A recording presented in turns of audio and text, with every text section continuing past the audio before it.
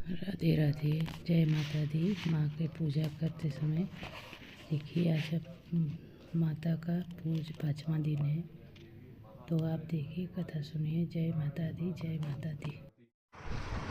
सिंहासनगता नित्यं पद्माश्रितकरद्वया शुभदास्तु सदा देवी स्कंद माता यशस्विनी। माँ दुर्गा जी के 5वें स्वरूप को स्कंद माता के नाम से जाना जाता है। ये भगवान स्कंद कुमार कार्तिकीय नाम से भी जाने जाते हैं। इन्हीं भगवान स्कंद की माता होने के कारण माँ दुर्गा जी के इस 5वें स्वरूप को स्कंद माता के नाम से जाना जाता है।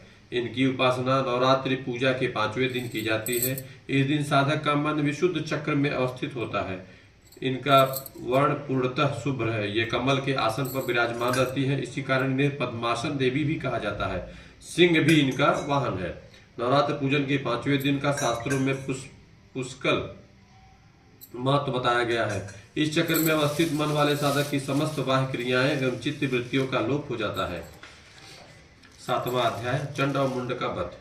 ऋषि बोले, तब आज्ञा पाते ही चंड मुंड आदि दैत्य आयुधों से सुसज्जित होकर के चतुरंगड़ी सेना के साथ चल पड़े। वहां पहुंचकर उन्होंने देखा कि हिमालय की ऊंची स्वर्ण की चोटी पर सिंह पर देवी बैठी हैं और मंद मंद हंस रही हैं। इस प्रकार उसे देखकर पकड़ने की चेष्टा करने लगे। किसी ने धनुष चढ़ा लिया, किसी ने तलवार संभाल ली एवं कितने ही देवी के पास पहुंच गए। तब अंबिका जी उन शत्रुओं के प्रति क्रोध में आ गई। उस समय क्रोध के कारण उनका मुख काला हो गया। देवी के माथे पर कुटिल होकर भवें तन गई। तब तो भयानक मुख वाली काली देवी तलवार तथा पास लिए प्रकट हो गई। उन्होंने अद्भुत सा खंडगवांग धारण किया हुआ था। नरमुंडों की माला शोभित थी। चीते की चर्म की साड़ी पहने हुए थी। शरीर का मांस सूखा दिखाई देता था। अत्यंत भयानक रूप था। मुख को खोल रखा था। लपलपाती हुई जीवा और भी भयानक थी। धसी हुई लाल लाल आंखें थी। गर्जना से सभी दिशाओं को भर दिया था। तब तो वह बड़े बड़े वेग से दैत्य सेना पर टूट पड़ी। बड़े बड़े असुरों को मारती हुई उनका भक्षण करने लगी। उन पार्श्व रक्षकों को, अंकुशधारियों को, महावत तथा योद्धाओं को, घंटों के साथ कितने हाथियों को एक ही हाथ से पकड़कर मुंह में डालने लगी। वैसे ही घोड़ों के साथ रथों को एवं सारथियों को मुंह में डाल डालकर अत्यंत भयानक रूप से दांतों से उन्हें चबाती जाती थी। किसी के केस पकड़ लेती तो किसी की गर्दन दबा डालती, किसी को पैरों से दबोच लेती और किसी को छाती से धकेल कर मार गिराती। असुरों के द्वारा छोड़े हुए अस्त्र शस्त्रों को मुंह में से पकड़ती जाती और दांतों से पीसती जाती। काली जी के इस प्रकार बलवान दुरात्म असुरों की वह सेना कुचल डाली। कितने ही असुरों को मार दिया। उस देवी ने कुछ एक तलवार से काट गिराए, कुछ एक खड्गवांग से पीट दिए और कुछ एक दांतों से कुचल दिए। क्षण भर में राक्षसों की भारी सेना मार पीट कर गिरा दी। यह देख चंड उस भयानक काली को दौड़ा। उधर महाअसुर मुंड ने भी महाभयंकर बाणों की वर्षा से सहस्त्रों चलाते हुए चक्रों द्वारा उस भयानक आंखों वाली देवी को ढांप दिया। वे अनेक चक्र देवी के मुख में प्रवेश करते हुए इस प्रकार दिखाई देते थे जैसे बहुत से सूर्य बिंब बादलों के पेट से में समाते जा रहे हो। तब तो जिसके भयानक मुख के भीतर जिसका देख सकना भी कठिन था, ऐसे दांतों के प्रकाश से दमकती हुई अत्यंत क्रोध में आकर भयानक गर्जना करती हुई वह काली भीषण अट्टहास करने लगी। तब हूं करती हुई बड़ी तलवार लिए हुए देवी चंड पर कूद पड़ी। उसे बालों से पकड़कर उसी तलवार से चंड का सिर काट दिया। तब चंड को इस प्रकार मारा देखकर मुंड देवी की ओर दौड़ा। कुपित काली ने तलवार से मारकर पृथ्वी पर मुंड को भी गिरा दिया। महाबली मुंड को मरा हुआ देखकर और सेना का नाश देखकर शेष सेना भयभीत होकर वहां से भाग गई। अनंता काली जी ने चंड तथा मुंड के सिर हाथ में लिए। फिर भयानक अट्टहास करती हुई चंडिका के पास पहुंचकर बोली, मैंने यह चंड और मुंड नामी महापुरुष आपकी भेंट चढ़ा दी है। अब तो शुंभ निशुंभ का आप स्वयं वध करना। ऋषि बोले, अपने सम्मुख लाए गए चंड मुंड महासुरों को देखकर कल्याणी चंडिका काली से ललित वचन बोली, हे देवी कालिके, क्योंकि तुम चंड मुंड को लेकर मेरे पास आई हो, इस कारण लोक में चामुंडा नाम से तुम्हारी ख्याति होगी। 8वां अध्याय, रक्त बीज वध। ऋषि बोले, चंड मुंड दोनों दैत्यों के मारे जाने पर वह बहुत सी सेना के भी क्षय हो जाने पर असुर राजा महाप्रतापी शुंभ के चित्त में भारी क्रोध पैदा हो गया। उसने सभी दैत्यों की सेना को युद्ध के लिए आज्ञा दे दी। उसने कहा, आज 86 उदायुध सेनापति अपनी सारी सेना को लेकर के असुर 84 कम्बू सेनापति भी अपनी सेना के साथ युद्ध के लिए निकले और मेरी आज्ञा से 50 करोड़ वीर कुल के असुर और 100 धौम्र कुल के सेनापति सेनाओं के साथ कूच कर दिया। और फिर मेरी आज्ञा से कालिक, मौर्य, दौहर्द, कालिकीय सभी असुर तैयार होकर शीघ्र प्रस्थान करे। भयंकर शासन करने वाले असुर राज शुंभ ने इस प्रकार आज्ञा देकर के स्वयं भी असुर की सेनाओं के साथ प्रस्थान कर दिया। तब चंडिका ने देखा कि अब इस ओर भयानक सेना लेकर निशुंभ आ रहा है। तब उन्होंने अपने धनुष की टंकार करके पृथ्वी आकाश के मध्य भाग को गुजा दिया। हे राजन, उस समय सिंह ने भी बड़ी भारी गर्जना की। फिर अंबिका ने घंटा बजाकर उस गर्जना को और भी बढ़ा दिया। उस शब्द को सुनकर दैत्य सेनाओं ने आकर चारों ओर से देवी सिंह और काली को क्रोध के साथ घेर लिया। इसी अवसर के मध्य में हे राजन, दैत्यों के नाश के लिए तथा देवताओं की वृद्धि के लिए अत्यंत एवं बल एवं पराक्रम से संपन्न होकर ब्रह्म, विष्णु, शिव, कार्तिक, स्वामी, इंद्र आदि देवों की शक्तियां उन्हीं के शरीरों से निकल करके उन्हीं रूपों से चंडिका के पास आ गई। जिस देवता का जो रूप जैसे भूषण तथा वाहन है, उन्हीं वस्तुओं से संपन्न होकर वह देवता शक्ति रूपी रूप धारण कर दैत्यों के साथ युद्ध करने आ गई।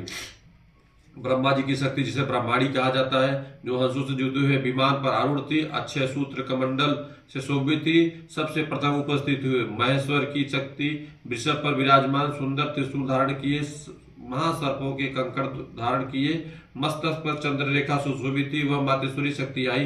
कार्तिक स्वामी की शक्ति हाथ में शक्ति लिए मोर एवं आरूढ़ गुह रूपिणी कौमारी अंबिका शक्ति दैत्यों से युद्ध करने आई।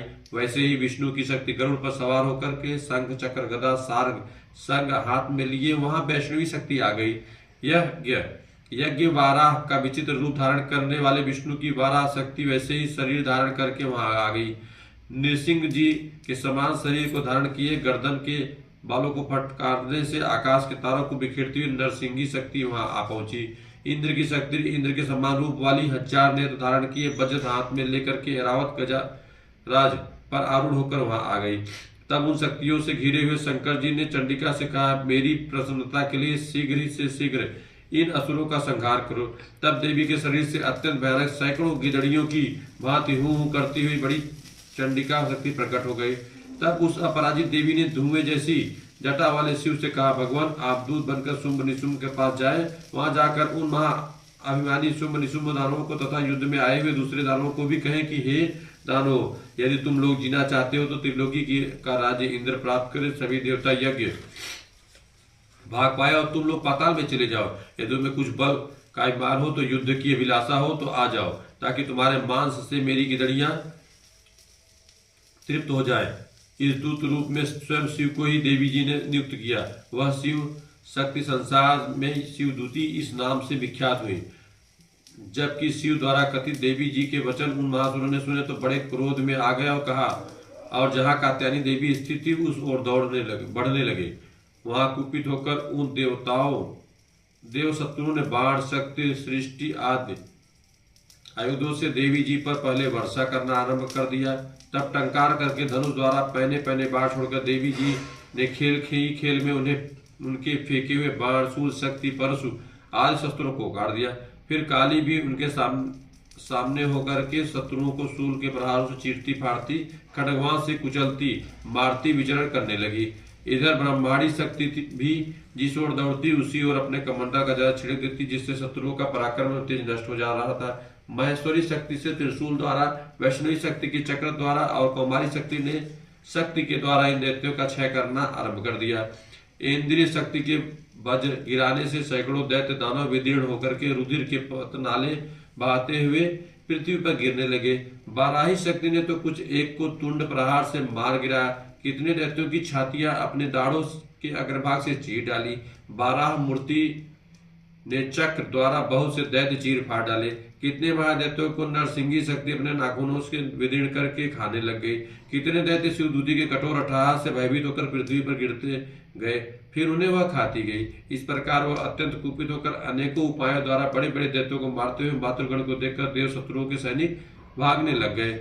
उन दैत्यों को मातृगण से पीड़ित होकर भागते हुए देख क्रुद्ध महाअसुर रक्त बीज युद्ध करने के लिए आ गया। रक्त बीज के वज्र में शरीर से एक भी रुधिर बिंदु जब पृथ्वी पर गिरता तब उसी के समान बलवान दूसरा असुर पैदा हो जाता। उस महाअसुर ने आकर इंद्र शक्ति के साथ युद्ध किया। तब इंद्र शक्ति ने अपने वज्र के द्वारा रक्त बीज की ताड़ना की। वज्र के लगते ही उसके शरीर से बहुत से योद्धा पैदा हो गए, जिनका रूप पराक्रम रक्त बीज के समान था। जितनी भी रक्त की बूंदें शरीर से गिरती थी उसके उतने ही उसके सदृश बलवीर पराक्रमी पुरुष उत्पन्न होते गए। वे रक्त बीज से उत्पन्न हुए पुरुष भी अत्यंत भयानक अस्त्र से सुसज्जित होकर मातृगणों के साथ लड़ने लगे। फिर इंद्री ने वज्र से उसका सिर छत बिछत कर दिया, जिससे रुधिर बह उठा। तब हजारों पुरुष उस रुधिर से पैदा हो गए। वैष्णवी शक्ति ने चक्र द्वारा उससे मारा। इंद्री ने गदा द्वारा असुर राज को ताड़ना की। वैष्णवी के चक्र छत होने पर उसके शरीर से ज्यों रुधिर स्राव हुआ, उससे हजारों उसी समान महाअसुर पैदा हो गए, जिनसे संपूर्ण जगत भर गया।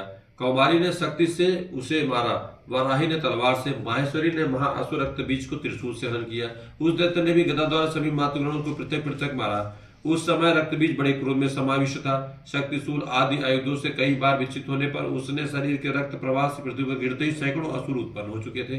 दैत्य के रुधिर से उत्पन्न उन असुरों के द्वारा सारा जगत व्याप्त हो गया। देवताओं को डरा एवं उदास देखकर तब शीघ्र ही चंडिका ने काली से कहा, चामुंडे, अपना मुख तुम अधिक विस्तार से फैला लो। मेरे शस्त्र के प्रहार से गिरते हुए रुधिर बिंदु और बिंदुओं से उत्पन्न महादैत्यों को अपने वेगवान मुख द्वारा खाती जाओ और युद्ध भूमि में रुधिरोत्पन्न इन महादैत्यों का भक्षण करती घूमती रहो। इस प्रकार कहकर चंडिका ने रक्त बीज पर त्रिशूल से प्रहार किया। फिर काली ने रक्त बीज का रुधिर मुख से ग्रहण कर लिया। उस दैत्य ने भी चंडिका पर गदा चलाई, किंतु उस गदापात द्वारा चंडिका को कुछ थोड़ी भी वेदना न हुई। रक्त बीज के छत बिछत शरीर से जो बहुत सा रुधिर गिरने लगा, उसे चामुंडा मुख द्वारा पीती गई, और जो रक्तपात से दैत्य उत्पन्न हो गए थे उन्हें भी मुख में डालती गई। इस प्रकार चामुंडा ने सभी दैत्य खा डाले और रक्त बीज का रुधिर भी पी डाला। तब देवी ने शूल, वज्र, तलवार आदि शिष्ट आदि आयुधों से हीन उस महाअसुर रक्त बीज को मार दिया। शस्त्र समूहों से आहत होकर वह पृथ्वी पर गिर पड़ा। हे राजन, रुधिर तो उसका चामुंडा ने पी ही लिया था। उसकी मृत्यु होने पर देवता परम आनंद एवं मातृगण उसके रुधिर पान के मद में उन्मत्त होकर नृत्य करने लगी।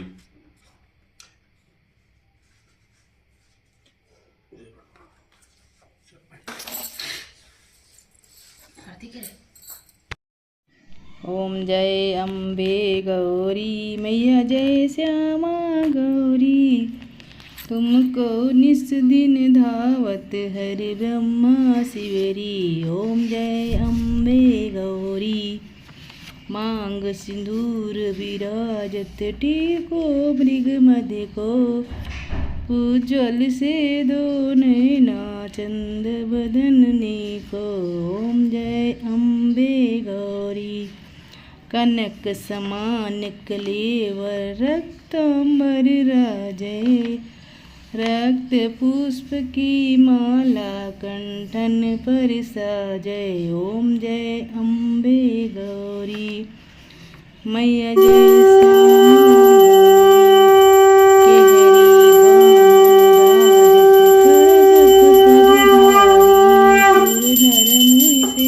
तिनके दुख हरि हारी।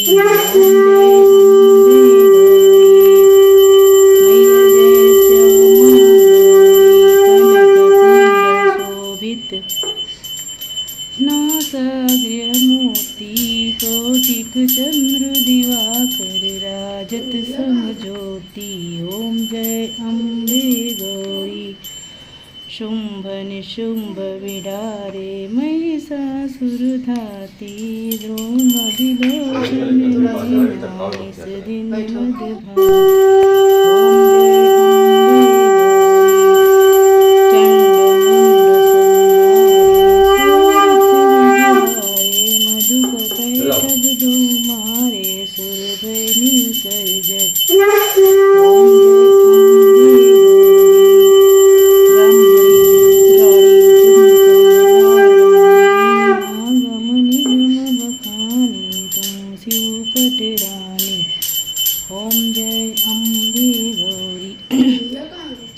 61 योगिनी गावत नृत्य कृत भैरू बाजत ताल मृदंगा अरु बाजत डमरू ओम जय अम्बे तुम्ही जग माता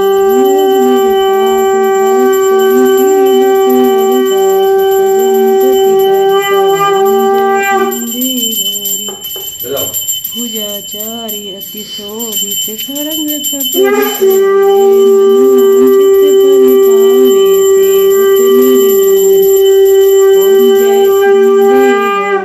कंचन थाल विराज अगर कपूर बाती श्री माले के तू मिराजत कोटि रत्न तोती ओम जय अम्बे गौरी श्री अम्बे जी की आरती जो कोई नर गावे कहत शिवानंद स्वामी सुख संपत्ति